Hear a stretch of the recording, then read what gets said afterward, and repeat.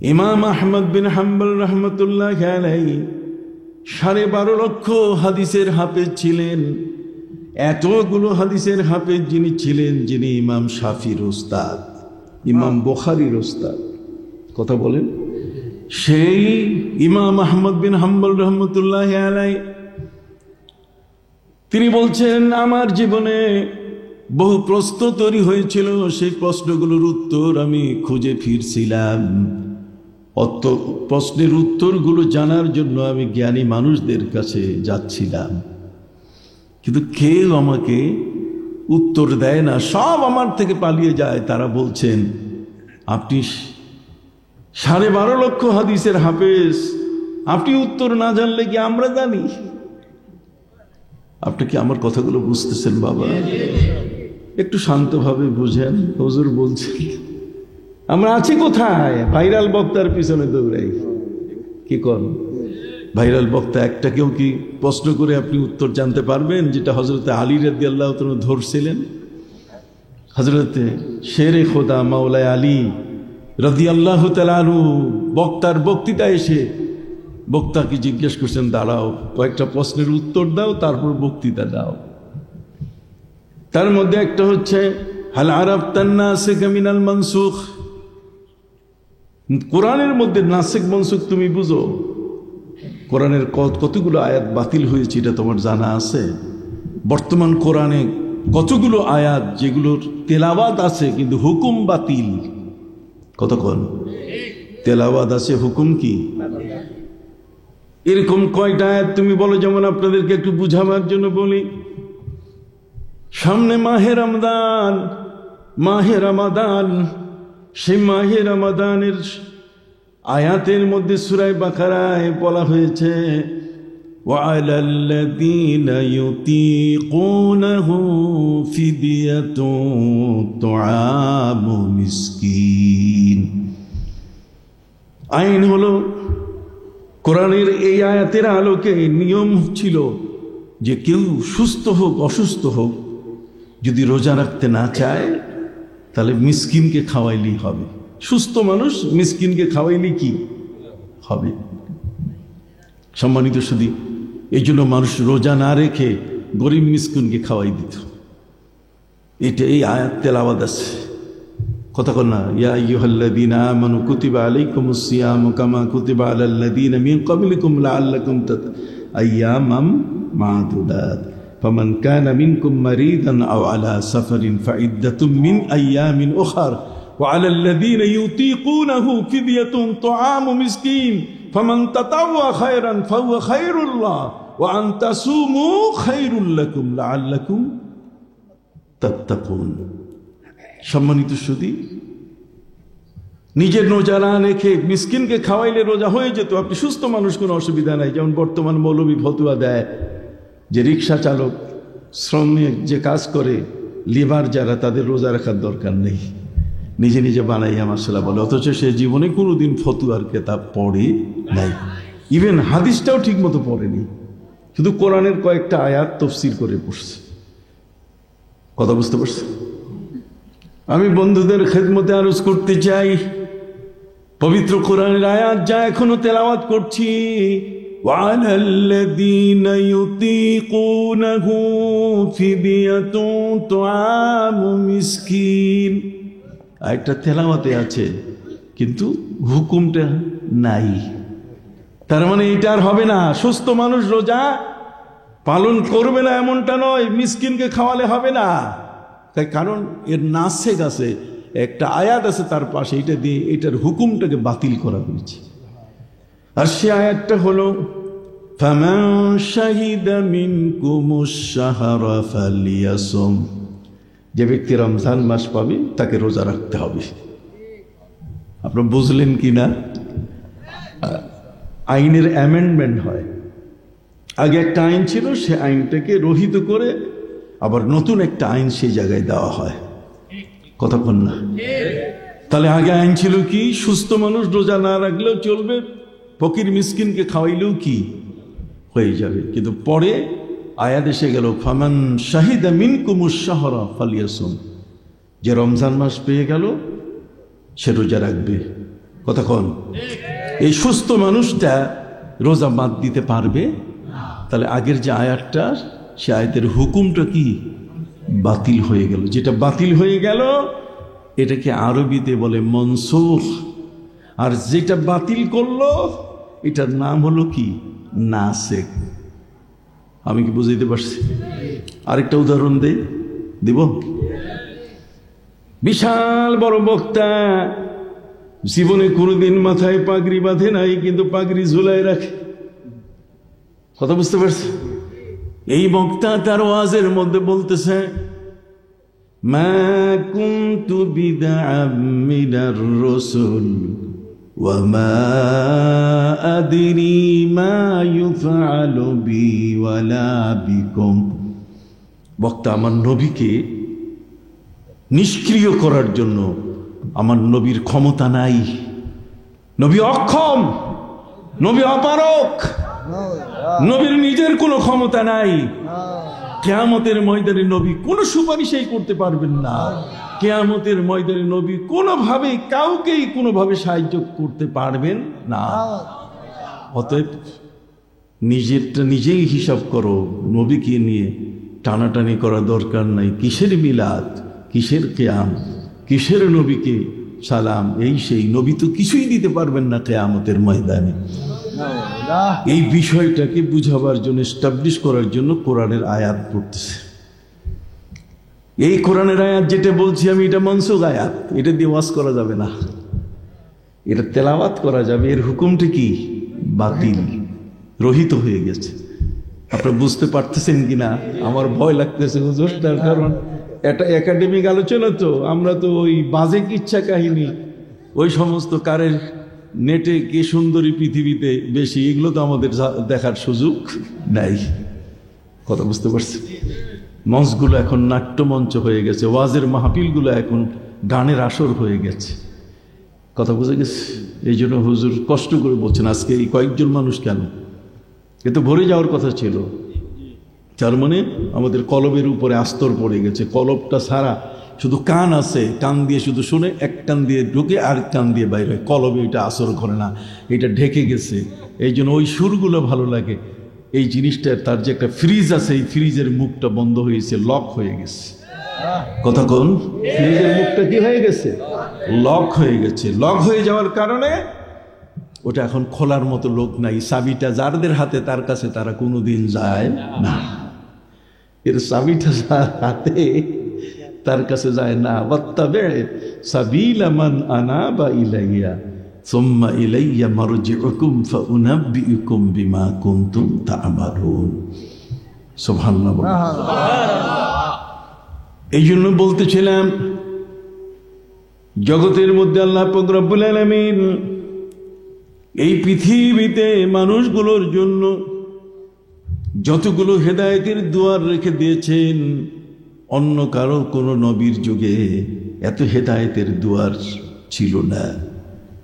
কোরআন বলছে, ওয়াল্লাযীনা জাহাদু ফীনা লানাহদিয়ান্নাহুম সুবুলানা। মুজাহাদা করো আমার রাস্তায়, তোমরা একটু সময় দাও, তোমরা তোমাদের এই কলবটাকে, এটাকে একটু, এই আয়নাটাকে একটু পরিষ্কার রাখো সব সময়, তাহলে দেখবে তোমার চোখের দৃষ্টি বেড়ে যাবে। আর সেই দৃষ্টি হযরত ওমরের মতো 900 কিলোমিটার দূরে চলে যাবে, পৃথিবীর আরেক প্রান্তে চলে যাবে। কথা কি বুঝতে পারছি? এই জন্য বন্ধুরা আমার, আজকের যে আয়াতটি আমি আপনাদের সামনে তেলাওয়াত করলাম, সে আয়াতটার হুকুম বাতিল।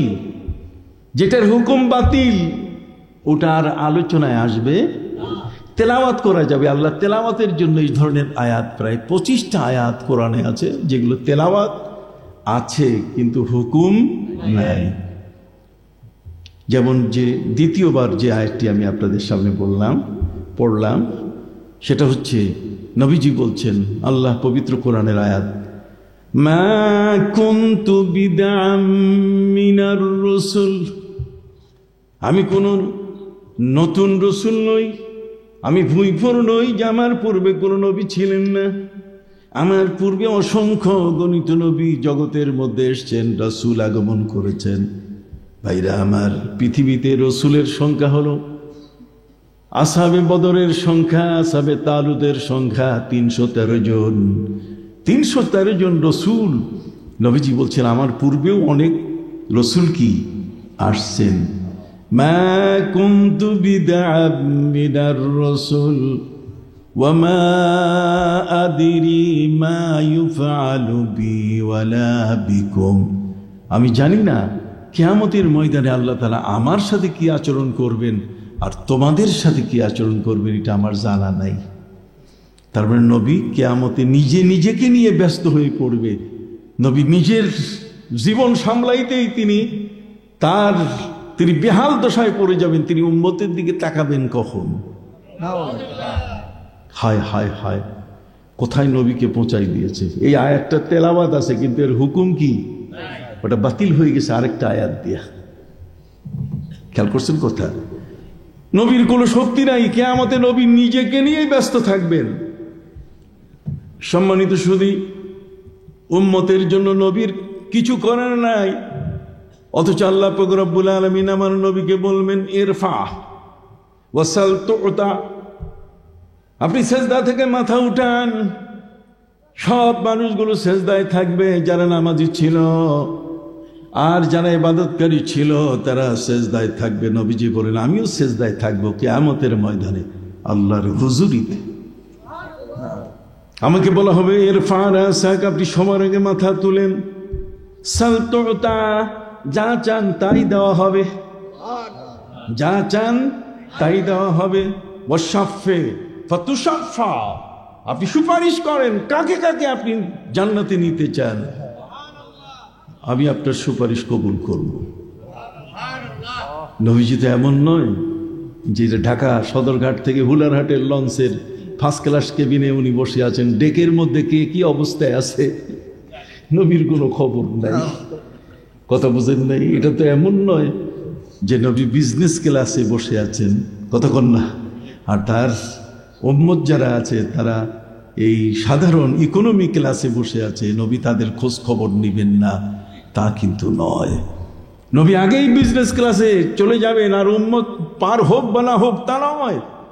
প্রিয় নবী সাল্লাল্লাহু আলাইহি সাল্লাম আম্মা জান আয়েশা রাদিয়াল্লাহু তাআলা আনহাকে বলেন, আয়েশা রে, সালাসাতু মাওয়াতিনা, 3টা জায়গা কিয়ামতে এমন যেদিন তোমাদের কথা আমি ভুলে যাব, তোমাদের কথা আমার মনে থাকবে না। তার মধ্যে একটি হলো ইনদাল হিসাব ওয়া ইনদাল কিতাব ওয়া ইনদাস সিরাত।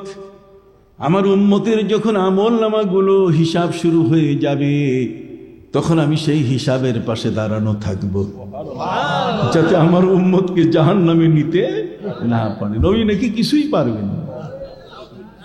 বাবা কথা বুঝতে পারছেন? ওই গর্ধবগুলোর কাছে যায় কোরআন শুনতে, যে কোরআনের অপব্যাখ্যা করে, কোরআন সম্পর্কে বাজে কথা বলে। সম্মানিত সুধী, সাবধান, বি কেয়ারফুল। এখনো ওই জমিনের মধ্যে আল্লাহওয়ালারা বেঁচে আছেন, এখনো দৃষ্টিশক্তি সম্পন্ন ব্যক্তি কি বেঁচে আছেন, যাদের কান খাড়া, যাদের চোখ খাড়া, যাদের জবান বন্ধ হওয়া কখনো সম্ভব না। এই জন্য সেখানে আপনি দেখুন নবী করিম সাল্লাল্লাহু আলাইহি ওয়াসাল্লাম তিনি বলছেন, আয়েশা, আম্মা জান আয়েশা রাদিয়াল্লাহু তাআলা বলছেন, প্রতিদিন আসরের সময় আপনি আমাদের খোঁজ খবর নেন, কিয়ামতেও কি এমন নিবেন? নবীজি বলছেন, আয়েশা, 3টা জায়গায় আমি অস্থির হয়ে থাকবো, 3টে জায়গায় আমার উম্মতের বিচারের জায়গা, 3টে জায়গায় আমার উম্মতের পরিণতির জায়গা, 3টে জায়গায় হলো বড় জটিল জায়গা। কয়টা? আবার হাত উঁচু করে বলেন কয়টা? ইয়া আয়েশা তো সালাসাতু মাওয়াতিনা, আয়েশারে 3টা জায়গা। এই 3টা জায়গার মধ্যে একটা হলো ইনদাল হিসাব, তার হিসাব নিকাশ যখন শুরু হয়ে যাবে, তখন ফাআম্মা মান উতিয়া কিতাবাহু বিয়ামিনিহি ফায়ুহাসিবু হিসাবান ইয়াসীরা। ডান হাতে আমলনামা যখন আসবে, তখন তার বিচার হবে কত দ্রুত এবং কত সহজ বিচার। সুবহানাল্লাহ বলেন। প্রিয় নবী সাল্লাল্লাহু আলাইহি ওয়াসাল্লাম বলেন, আমার উম্মতের যখন আমলনামা রেজিস্টার, জীবনে কে কি করেছে, এটা যখন ফেরেশতারা হিসাব নিকাশ করে ওজন শুরু করবে, এই ওজন শুরু করার পরে নেকি আর বদি, নেকির পাল্লা যদি হালকা হয়ে যায়, তখন আমার উম্মতের গায়ে ডোরা কাটা জামা পরিয়ে যখন জাহান্নামে নিয়ে যাওয়া হবে, ওয়াসিকাল্লাযীনা কাফারু ইলা জাহান্নামা যুমারা, কাফেরদেরকে নিয়ে যাওয়া হবে। আর আমার উম্মত, যে উম্মতের জন্য আল্লাহ তাআলা স্পেশাল ফেরেশতা রেখে দিয়েছেন, প্রিয় নবী সাল্লাল্লাহু আলাইহি ওয়াসাল্লাম বলেন, প্রত্যেকটা মানুষের সাথে 5 জন করে ফেরেশতা পাহারাদারি করে।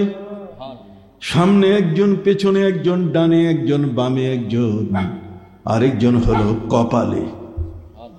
এই কপালের ফেরেশতা, এই কপালের ফেরেশতার দায়িত্ব হলো প্রিয় নবী সাল্লাল্লাহু আলাইহি ওয়াসাল্লামের উপরে যতবার সে দরুদ শরীফ পড়েছে, এই স্পেশাল ফেরেশতার দায়িত্বই হলো এটা লিখে আলাদা করে রাখা, এটা নবীজির কাছে জমা দেওয়া। কথা কি বুঝতে পারছেন? কিয়ামতের ময়দানে নবীজি ফেরেশতাদের বলবেন, তোমরা আরেকবার বিচার করব। ফেরেশতারা বলছে, আরেকবার বিচার করব কি করে? এ তো অলরেডি ফাইনাল হয়ে গেছে। ওয়াকিমুল ওয়াজনা বিল কিসত ওয়া নাদাউল মাওয়াজিন, সেদিন কিয়ামতের ময়দানে মিজান, পরিমাপক, পাল্লা দাঁড় করানো হবে। সেখানে নেকির পাল্লার, বদির পাল্লার হিসাব নিকাশ বড় কঠিন। আমার প্রিয় নবী সাল্লাল্লাহু আলাইহি সাল্লাম বলেন, আয়েশা, তখন আমি সেখানে ব্যস্ত থাকব, তোমাদের খবর নেওয়া কঠিন হয়ে যাবে আমার জন্য।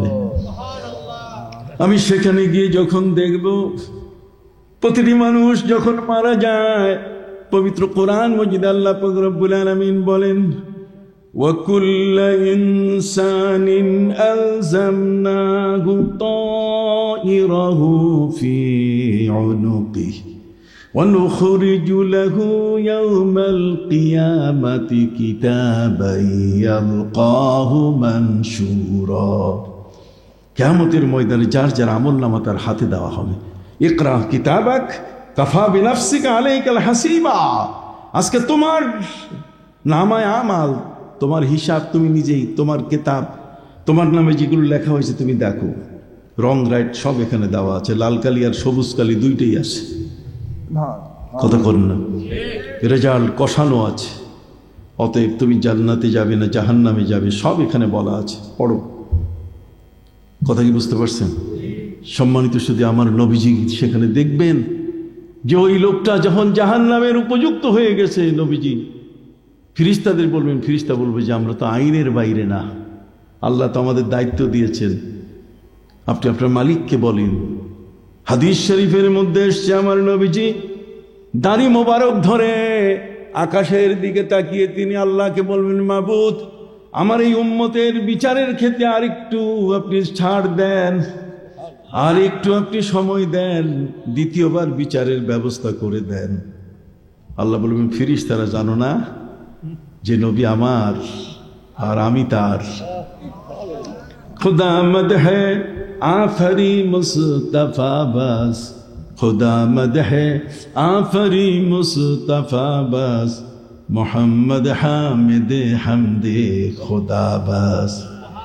আল্লাহ বলেন, জগতের কেউ যদি আমাকে আল্লাহ না বলে, আমি আল্লাহর আশা যাই না, আমার নবী আমাকে আল্লাহ বলেই যথেষ্ট।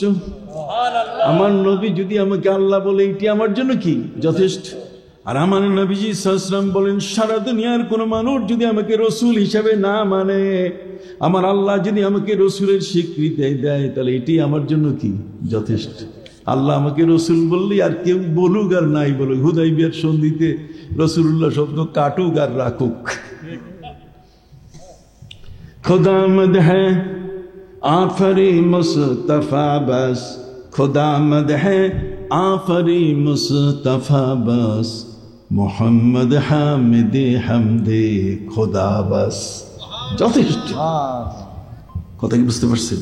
অতএব সেই নবী সাল্লাল্লাহু আলাইহি ওয়াসাল্লাম যখন দেখবেন যে তার উম্মতের পাল্লা, নেকের পাল্লা হালকা হয়ে গেছে, তখন তিনি একটা কাগজ তার নিজের পক্ষ থেকে পাল্লায় দেওয়ার সাথে সাথে সেটা ভারী হয়ে যাবে। সাথে সাথে তার পোশাক পরিবর্তন করে তাকে জান্নাতি পোশাক পরানো হবে। ওয়াসিকাল্লাযীনা তাকাও ইলাল জান্নাতি যুমারা। কথা বুঝতে পারছেন? তখন তাকে জান্নাতের দিকে নেওয়া হবে দলের সাথে। বড় করে বলেন সুবহানাল্লাহ। প্রিয় নবীজি সাল্লাল্লাহু আলাইহি ওয়াসাল্লাম বলেন, আমি সেখানে ব্যস্ত থাকবো আয়েশা, আয়েশা আমি ইনদাস সিরাত, পুলসেরাত, আমি পুলসেরাতে সেখানেও আমি ব্যস্ত থাকবো। যেহেতু প্রিয় নবী সাল্লাল্লাহু আলাইহি ওয়াসাল্লাম বলেছেন, লা তাজুলু কদম ইবনে আদম হাত্তা ইউসআলা আন 50 আন উমরিহি ফীমা আফনা ওয়া আন শাবাবিহি ফীমা আবলা ওয়া আন মালিহি মিন আইনা ইকতাসাবা ওয়া ফী আনফাকা ওয়া আন আমালিন মাজা আলিমা আও কামা ক্বালা নবী সাল্লাল্লাহু আলাইহি ওয়াসাল্লাম। নবীজি বলেন, কিয়ামতের ময়দানে যখন মানুষগুলোকে জান্নাতে যাবার জন্য জাহান্নামের পারে আনা হবে, জান্নাত ওপারে আর জাহান্নামের এপারে যখন মানুষগুলো আনা হবে, আর মাঝখানে আগুন জাহান্নাম, জাহান্নামের উপরে যে পুলটা থাকবে তার একটা খুঁটি, খুঁটির উপরে কোনো স্ল্যাব থাকবে না, খুঁটির উপরে কোনো ঢালাই করা কিছুই থাকবে না, বরং প্রত্যেকটি খুঁটি এমন হবে আদাক্ক মিনাশ শার ওয়া আহাদ্দ মিনাস সাইফ, সেটা হবে চুলের চেয়েও চিকন আর তরবারির চেয়েও ধার। এর উপর দিয়ে আমার উম্মতকে যাইতে বলা হবে। নবীজি বলেন, জাহান্নামের দ্বার প্রান্তে ডান্ডা বেরি পড়াইয়া আনা হবে, লা তাজুলু কদম ইবনে আদম হাত্তা ইউসআলা আন 50। এই জান্নাতের পথে যেতে পারবে না যতক্ষণ পর্যন্ত 5টা প্রশ্ন তাকে করা হবে না। কয়টা প্রশ্ন? একটা হলো আন উমরিহি ফীমা আফনা, তার জীবনটাকে সে কোন খাতে ব্যয় করছে হিসাব নাও। কথা বল, তোমার জীবনের প্রতিটি বিন্দু, প্রতিটি সময়ের হিসাব দাও। আমি বলি নাই ওয়াল আসর ইন্নাল ইনসানা লাফি খুসর ইল্লাল্লাযীনা আমানু ওয়া আমিলুস সালিহাত। হ্যাঁ, বলি নাই সময়ের কসম, সময়ের মূল্য। তোমার যে সময়টা আজকে যেটা কেটে গেল, আগামী বছর আর থাকবো কিনা, এই সুন্দর মাহফিলে আমি আসতে পারবো কিনা, হুজুর থাকবেন কিনা, কথা বুঝতে পারছেন? আমরা আল্লাহর কাছে দোয়া করি, আল্লাহ তুমি আমাদেরকে জান্নাতে যাওয়ার ব্যবস্থা না হওয়া পর্যন্ত কবরের ডাক দিও না। জান্নাতে যাওয়ার ব্যবস্থা না হওয়া পর্যন্ত, সেই পুঁজি না আসা পর্যন্ত তুমি আমাদেরকে কবরে ডাক দিও না। কি ভাই আমিন বলেন না? আরো জোরে বললেন আমিন। এই আলেমদের ওয়াজ না শুনতে শুনতে আপনাদের মুখগুলো বন্ধ হয়ে গেছে। কথা বল, ওই যে ঠিক না বে ঠিক, এই পর্যন্তই শেষ। কথা বল, কথায় কইতে কইতে কি ঠিক না বে ঠিক। আরে শ্রোতার আসছে শোনার জন্য, ওরা ঠিক বে ঠিক কি বুঝে? কথা বল, আমি কি একবারও বলছি ঠিক না বে ঠিক? বলবো না, কোনোদিন বলবো, পাবেন না আমাদের ভাষা ঠিক বে ঠিক বলে। আপনি ঠিক বে ঠিক কি বুঝেন? তা শুনতে আসতেন কেন? আপনি তো আসার কথা না। ঠিক বে ঠিক যদি আপনি বললেই হয়ে যাইতো, তা আমি তো কলা গাছ। কথা বোঝেন নাই? সম্মানিত শুধু এই জন্য আপনাদের খেদমতে কথাগুলো বলছি, খুব মনে রাখবেন, গভীর রজনী। কথা বুঝতে পারছেন? আমি আসলে অসুস্থ মানুষ, আমার হার্টে মেশিন লাগানো, আইসিডি মেশিন লাগানো, আমি মেশিন লাগানো অবস্থায় কথা বলতেছি। কথা বুঝতে পারছেন? 2 বার সিসিউতে গেছি আমি। কয়বার? 2 বার। তো সিসিউ থেকে আইসিউর দূরত্ব বেশি না, খালি একটা ওয়াল, একটা ওয়াল। এইটা থেকে ওই পাশে নিলেই কি হয়ে যায়? আইসিইউ। আর আইসিইউতে গেলেই তখন লাইফ সাপোর্ট। কথা বুঝলেন? তখন জীবন বাঁচানো দায় হয়ে যায়। এই জন্য আপনাদের খেদমতে যে দুটো কথা বলতে পারছি মনে রাখবেন। কথা বুঝতে পারছেন? খুব মনে রাখবেন। আজ প্রায় 40-50 বছর ধরে আমি মানুষের সামনে কথা বলি, আজ পর্যন্ত কিন্তু কোনো ব্যাটার ক্ষমতা হয় নাই যে একটা শব্দ নিয়ে সমালোচনা করবে। যেগুলো জাহেল মূর্খ 2-1টা, লেখাপড়া নাই, সেগুলোর কথা ভিন্ন। কথা বুঝলেন? আল্লাহ আমাকে তৌফিক দিন, যতদিন বেঁচে আছি আমি হুজুর কেবলার কাছে দোয়া চাই, আল্লাহ যেন আমাকে বাঁচিয়ে রাখেন, আমি সত্য কথাগুলো যেন বলতে পারি, এই তথ্যগুলো যেন দিতে পারি, যাতে করে মানুষগুলো যেন অল্প সময়ের ক্লাসে আমরা বলি যে একটা মাহফিলের 1-1.5 ঘন্টা আলোচনার মধ্যে আমরা আপনাদেরকে আলেম বানাই দিই। কথা বুঝে গেছে? কি বানাই দিই? আলিম বানাই দিই। আপনি ক্লাসে পড়েন নাই, কোনো দুঃখ নাই, ওয়াজে আসেন, আপনি দেখবেন আপনার ওই ক্লাসে না পড়ার যে অভাবটা, এটা পূর্ণ হবে কোথায় এসে? মাহফিলে এসে। কথা বুঝতে? উদউ ইলা সাবিলি রাব্বিকা বিল হিকমাতি ওয়াল মাউইজাতিল হাসানা ওয়াজাদিলহুম বিল্লাতী হিয়া আহসান। আসুন আমার প্রিয় নবী সাল্লাল্লাহু আলাইহি ওয়াসাল্লাম তিনি বলেন, আয়েশা রে, জাহান্নামের পাশে সেখানে ইমিগ্রেশন হবে, সেখানে আল্লাহর ফিরিস্তা পুলিশরা এরা চেকিং বসাবে। কথা বল না, এটা চেক পয়েন্ট। এটা কি চেক পয়েন্ট? এখানে তারা চেকিংয়ে আপনাকে দেখবে যে আমলগুলো ঠিক আছে কিনা। ওকে হইলে যাও।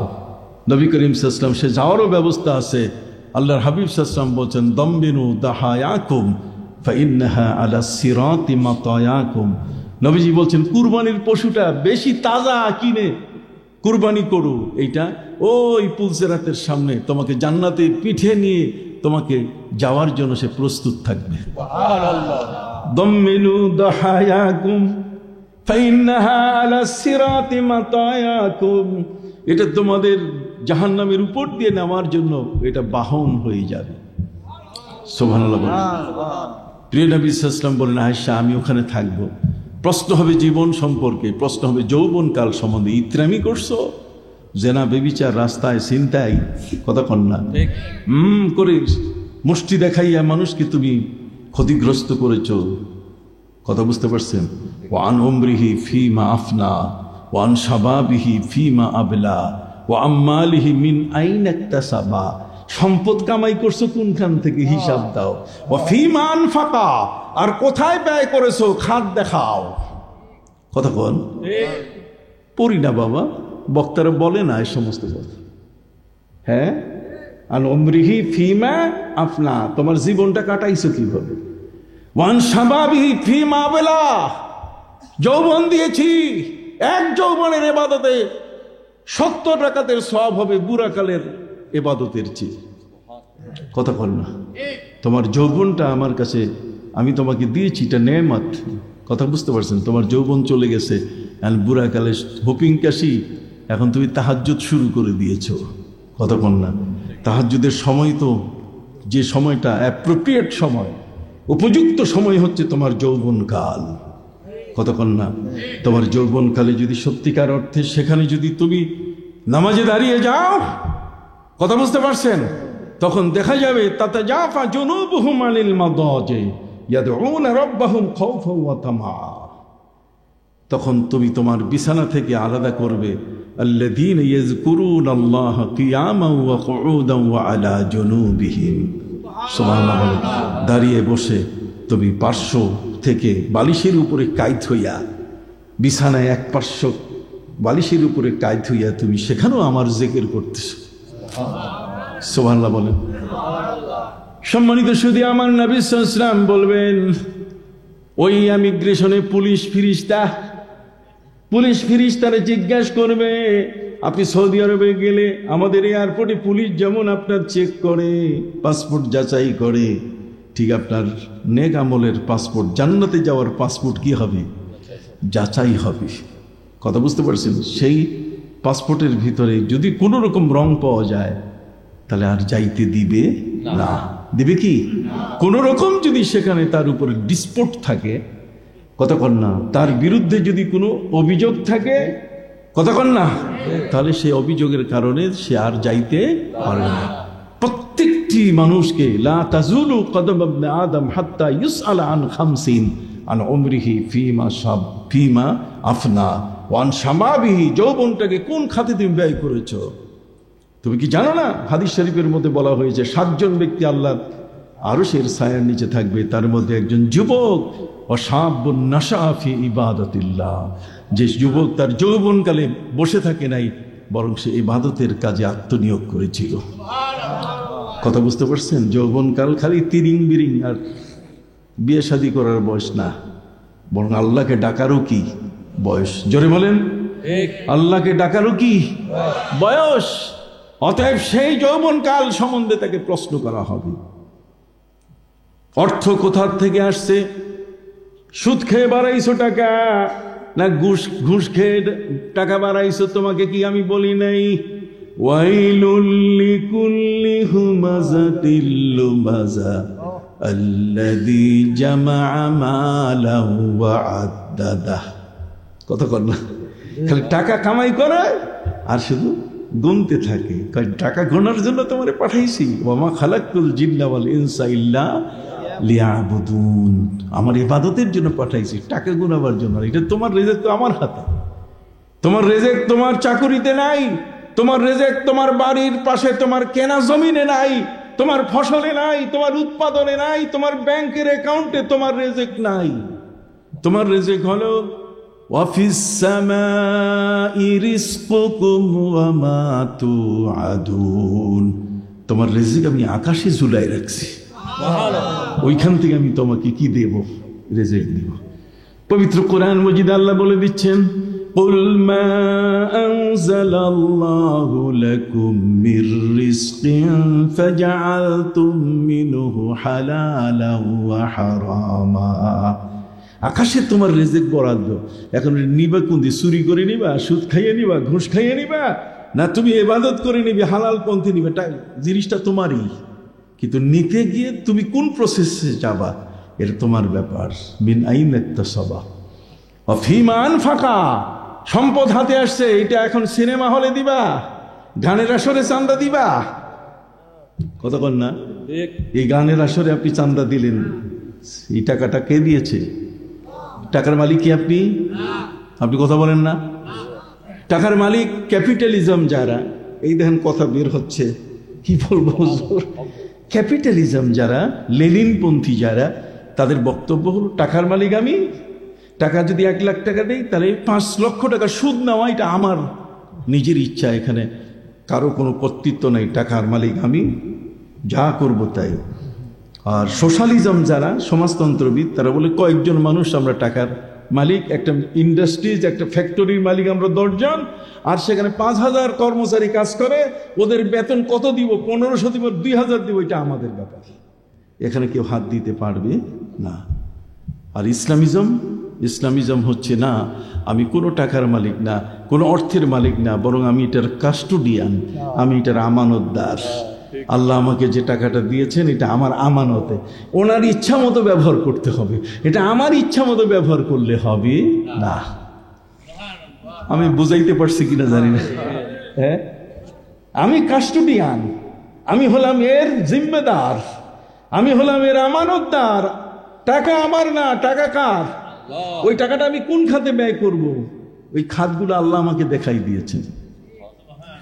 ওয়ানফিকু মিম্মা রাযাকনাকুম মিন ক্বাবলি আন ইয়াতি আহাদাকুমুল মাউত। কি বলেন? মৃত্যুর আগে আমার এই টাকা ব্যয় করে যেতে হবে, আমার অর্থ আল্লাহর রাস্তায় আমি দিয়ে যেতে হবে। কথা কন না? তাহলে সম্মানিত সুধী, নবী করিম সাল্লাল্লাহু আলাইহি ওয়াসাল্লামকে সাহাবায়ে কেরাম প্রশ্ন করেছে, হুজুর দান করব কি? তিনি আল্লাহকে বলছে, আল্লাহ আমার উম্মত দান করবে কোন টাকা? আল্লাহ বলে দিন, ওয়ায়াসআলুনাকা মাযা ইউনফিকুন, কোন টাকাটা ব্যয় করবে? কুলিল আফু, যেটা বেশি থাকবে হাতে, পরিবারের খরচের বেশি যেটা থাকবে ওইটা দান করে দাও। এই জন্য নবী করিম সাল্লাল্লাহু আলাইহি ওয়াসাল্লাম নামাজের ভিতরে বসে যখন আসরের নামাজ তিনি শেষ করলেন, এরপরে তিনি মনে হয় এমন ভাই বের হলেন যে একজনের কাঁধের উপরে পা বাড়িয়ে বাড়িয়ে কাতারে কাতারে পা রেখে জলদি গেলেন, আবার ফিরে আসলেন। সাহাবায়ে কেরাম জিজ্ঞেস করেন যে হুজুর এত তাড়াহুড়া নামাজ শেষ করে? নবীজি বললেন, আমার মনে পড়েছে ঘরে কয়েকটা টাকা আছে, ওটা গরিবকে দিয়ে তারপর আমি আসলাম। এই জন্য কোরআনের প্রথম হেদায়েতের কথা বলা হয়েছে, হুদাল্লিল মুত্তাকিন আল্লাযীনা ইউমিনুনা বিল গায়বি ওয়া ইউকিমুনাস সালাতা ওয়া মিম্মা রাযাকনাহুম ইউনফিকুন। তোমাকে যে রিজিক দিছি, ওয়া ফি আমওয়ালিহিম হাক্কুল লিসাইলি ওয়াল মাহরুম, তোমার এই রিজিকের মধ্যে অন্যেরও রিজিক আছে। কাজী তুমি মনে করো না যে বেতনের টাকাটা তোমার চাকরির, ওখানে তোমার বউরও খোরাক আছে, তোমার স্ত্রীরও সেখানে কি আছে, খাবার ওখানে আছে, তোমার সন্তানের খাবার আছে, ঔষধের টাকা তোমার বেতনের মধ্যে দেওয়া আছে। আর তুমি যদি এইরকম না এটা আমার টাকা আমি দিব না, হবে না, তোমার অর্থের মধ্যে তাদেরও অংশীদারিত্ব আছে।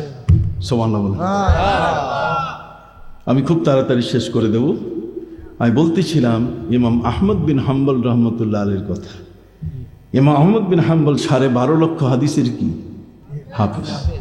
ওদিকে কথাটা শেষ করে নেই, নবী করিম সাল্লাল্লাহু আলাইহি ওয়াসাল্লাম আম্মা জান আয়েশাকে বলেন, আয়েশা আমি ওই জাহান্নামের পুলের সামনে ওখানে দাঁড়ানো থাকবো, আমার কোনো উম্মত যখন জাহান্নামে কেটে পড়া শুরু করবে যাইতে যাইয়া, নবীজি বলছেন ওয়া ইন্নী আখিযুম বিহাজাজিকুম, আমি নিজেই তার পায়জামার ফিতা ধরে আমি টাইনা উঠাবো না, আমি যাইতে দিব না, আমার উম্মতকে আমি জাহান্নামে যাইতে দিব না। আল্লাহু আকবার। ওয়া ইন্নী আখিযুম বিহাজাজিকুম, হাজাজ মানে বেল্ট, গাড়িতে বসে যে বেল্ট লাগায় ড্রাইভার সাহেব, যে বেল্ট লাগায় এটাকে বলে কি হাজাজ। ওয়া ইন্নী আখিযুম বিহাজাজিকুম, তোমাদের ফিতা টেনে আমি উঠাই নিয়ে আসবো, জাহান্নামে আমি পড়তে দিব না। সেই নবীর সম্পর্কে বলা হচ্ছে নবী কিয়ামতের ময়দানে তিনি অক্ষম, তিনি উম্মতের জন্য কিছুই করতে পারবেন না। মা কুনতু বিদআম মিনার রুসুল ওয়া মা আদরি মা ইউফআলু বি ওয়ালা বিকুম, আমি জানি না আমার সাথে কি আচরণ আর তোমাদের সাথে। অথচ এই আয়াতটা কি হয়েছে, এই আয়াতটা মনসুখ হয়ে গেছে, আয়াতের তেলাওয়াত আছে কিন্তু হুকুম নাই, এটা বাতিল হয়েছে। লিয়াগফিরা লাকাল্লাহু মা তাকাদ্দামা মিন যামবিকা ওয়া মা তাআখার, সূরা আল ফাতর। আল্লাহ বলছেন হে নবী আপনার আগের পরের সবকিছু মাফ করে দিয়েছি। নবীর কোনো চিন্তা আছে? অতএব নবীজি বলছেন শাফাআতি লি আহলিল কাবাইরি মিন উম্মতি, আমার উম্মতের জন্য শাফাআত হবে। ইল্লা মান আযিনা লাহুর রহমান ওয়া ক্বালা সাওয়াবা, কতক্ষণ না।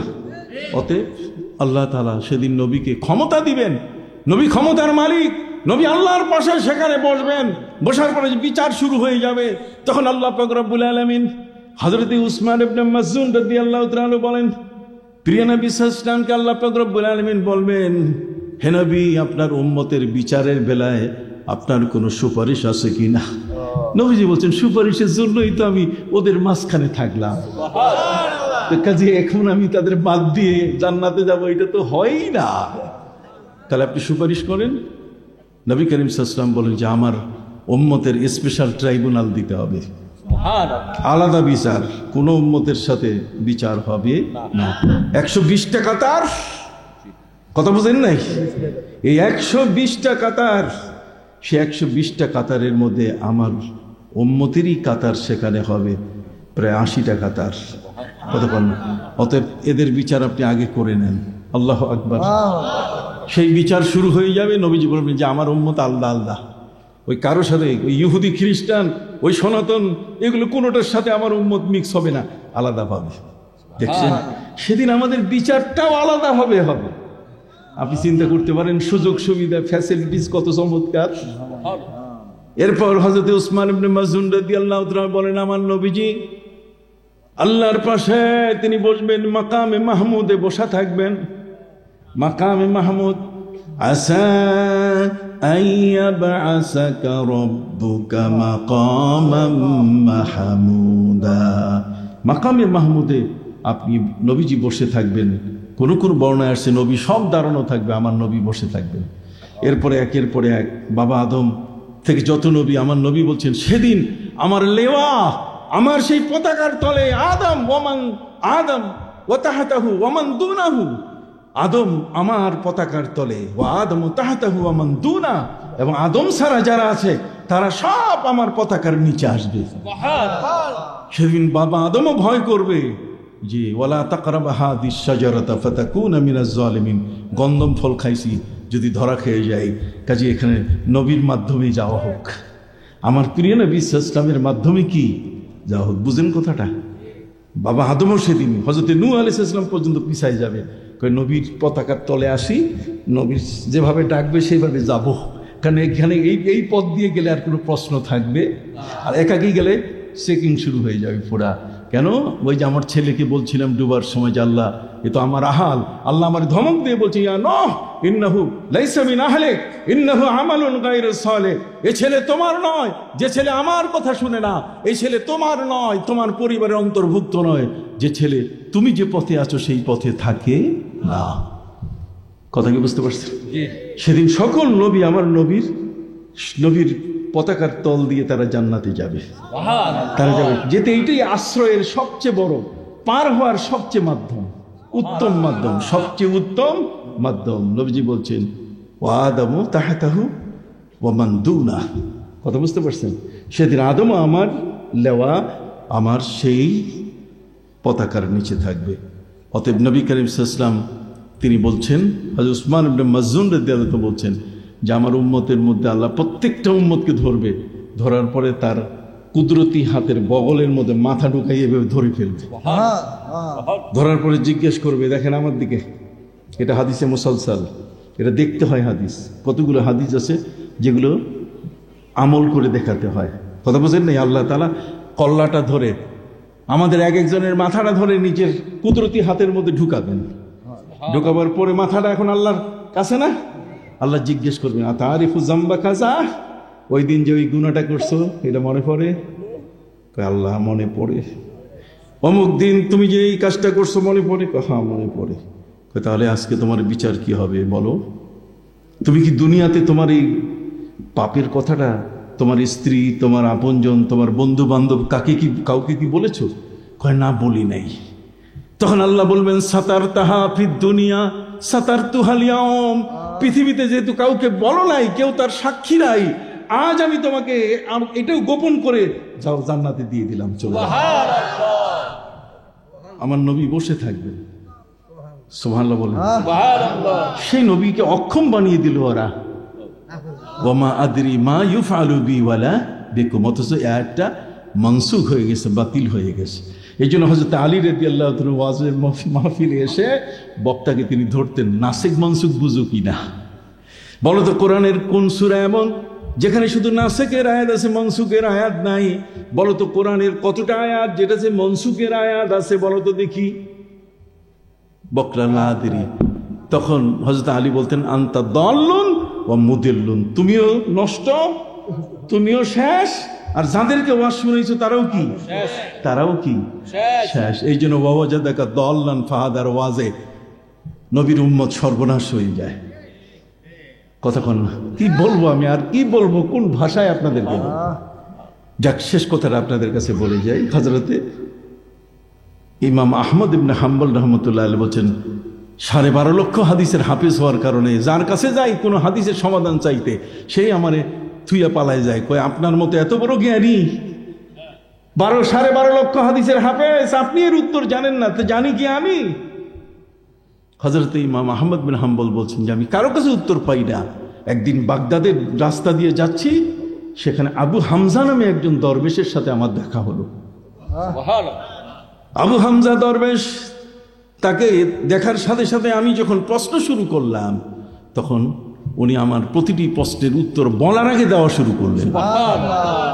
আমি তখন থেকে বুঝলাম যে আল্লাহর ওলিদের ঠেলা কত বড়, আল্লাহর ওলিদের এলেমের গভীরতা কত বড়, তাকে তার চোখের দৃষ্টি কত বড়, কি প্রশ্ন করবো সেটাও বুঝতে পারে। ওদের এলমে মুকাশাফাস, ওদের কাশফ হয়, ওদের অন্তর চক্ষুটা কি খোলা। অতএব সাথে সাথে তারা উত্তর না পাইলে চক্ষু বন্ধ করে নবীজির কাছ থেকে শুনে উত্তর দিয়ে দেয়।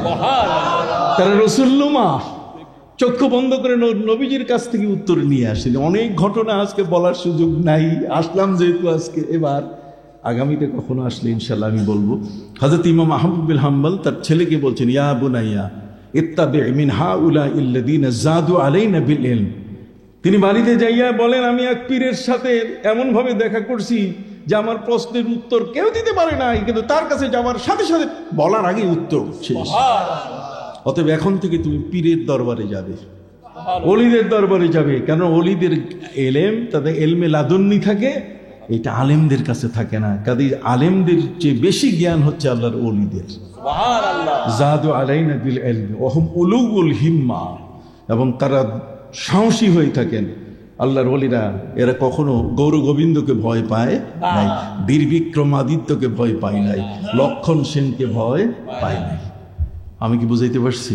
অতএব যে মানুষগুলোর কারণে আজকে আমাদের মাথায় টুপি, দাড়ি, ইসলামের পোশাক, বোরকা, টিকি থেকে টুপি, ধুতি থেকে লুঙ্গি, কতক্ষণ না, এই যে আমূল পরিবর্তন, ওয়াসাকানতুম ফি মাসাকিনিল্লাযীনা যালামু আনফুসাহুম, যেখানে লক্ষ লক্ষ মন্দির আর সেখানে এখন লক্ষ লক্ষ মসজিদ। সম্মানিত শুধু অতএব সেই অলিদের পাশে আমরা থাকবো। ওয়াত্তাবে সাবিলা মান আনাবা ইলাইয়া সুম্মা ইলাইয়া মারজিউকুম, আসতেই হবে আমার কাছে, কাজে এই জিনিসটা যেন ভুল না হয়। কথা কি বুঝতে পারছেন? কাজী দুনিয়াকে প্রাধান্য দেওয়া যাবে না, প্রাধান্য দিতে হবে কি? আখিরাতকে। ফাআম্মা মান তাগা ওয়া আসারাল হায়াতাদ দুনিয়া ফাইনাল জাহিমা হিয়াল, দুনিয়ার টাকা পয়সা এগুলো নিয়ে ব্যস্ত থাকবেন, সময় শেষ। বুড়াকালে এমন এক সময় আসবে মৃত্যুর ডাক আসতে আর মাত্র কয়েকদিন দেরি। তার আগে আপনি কতটুকু জিকির আজকার করে আপনি রিকভারি করতে পারবেন? বিগত জীবনের যে গ্যাপটা ছিল এটাকে পূরণ করা সম্ভব হবে না।